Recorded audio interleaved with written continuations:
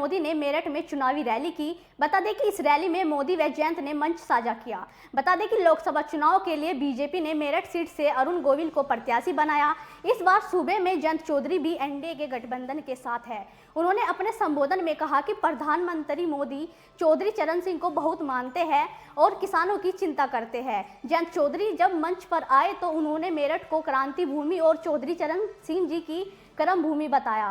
प्रधानमंत्री सहित मुख्यमंत्री योगी आदित्यनाथ और हरियाणा के मुख्यमंत्री नायाब सिंह सैनी का अभिवादन किया। इसके बाद उन्होंने कहा, जो भारत रत्न उन्होंने कल स्वीकार किया है वो भारत रत्न आप सबकी कमाई है। क्या कुछ कहा, सुनिए। वहां सर्किट हाउस पे रुके हुए थे, रेडियो का कार्यक्रम चल रहा था। चौधरी साहब ने सुना कि उन्हें पद से हटा दिया गया है, उनसे मंत्रालय ले लिया गया है। गाड़ी सरकारी उनके लिए खड़ी थी, लखनऊ उनको लौटना था। उन्होंने ड्राइवर को कहा, अब मैं सरकारी गाड़ी में नहीं बैठ सकता, इस गाड़ी को वापस आप ले जाइए लखनऊ। ऐसी ईमानदारी चौधरी साहब की थी। और आज हम देखते हैं, गंभीर आरोप के बाद भी जेल की सलाखों के पीछे रहकर भी सत्ता के सुख को लोग भोगना चाहते हैं। जो चौधरी साहब की उस ईमानदारी को याद करते हुए और उसमें जो कड़ियां जुड़ी हैं, हमने देखा है 10 वर्ष में क्या कड़ियां जुड़ी हैं।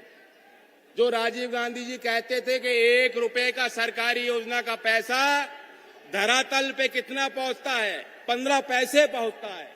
आज हम देखते हैं केंद्र सरकार कोई निर्णय लेती है, कोई प्राथमिकता बनाती है, कोई योजना बनाती है, कोई निवेश करती है, तो सीधा लाभार्थी के खाते में पैसा जाता है। मैं पूछना चाहता हूं, यही तो चौधरी चरण सिंह जी की ईमानदारी का प्रतीक है। यही उनकी ईमानदारी और नैतिकता का बढ़िया उदाहरण जो सरकार करके दिखा रही है। और फिर चौधरी साहब जातीय भेद के खिलाफ थे, लिंग भेद के खिलाफ थे, और वे चाहते थे किसान, क्योंकि उस समय के देश में गांव और किसान देश की जड़ों में था। मुख्य धारा में अगर किसान नहीं खड़ा होता, गांव का विकास नहीं होता, तो देश आगे नहीं जा सकता। उसी उद्देश्य के साथ एनडीए को ताकत देने के लिए हम उम्मीद करते हैं कि मेरठ अपनी बड़ी भूमिका को अदा करेगा।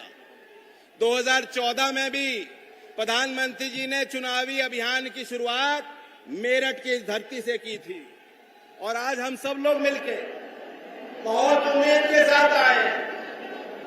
मेरठ अकेला जिला ही नहीं, कई क्षेत्रों को प्रभावित करता है। लोकदल वाले लोग जानते हैं कि चौधरी चरण सिंह जी आपसे चंदा लेते थे मेरठ के लोगों से और ओडिशा तक चुनाव लड़ते थे। तो जहां मेरठ तय करेगा, तो जो नारा दिया है उत्तर प्रदेश की 80 सीट और देश के अगले चुनाव में 400 पार का नारा पूरा हो जाएगा।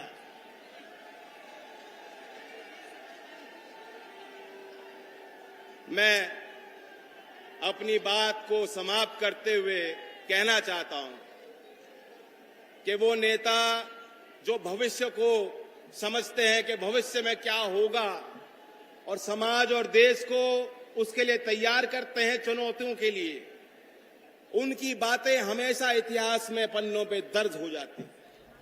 आने वाले समय में जब अवलोकन होगा इस दौर का, जो तीसरा बड़ा मैंडेट देश की जनता मोदी जी को और एनडीए को देने वाली है, तो कहा जाएगा, क्या जानो तुम अपने दौर से कितना लड़ा हूं मैं।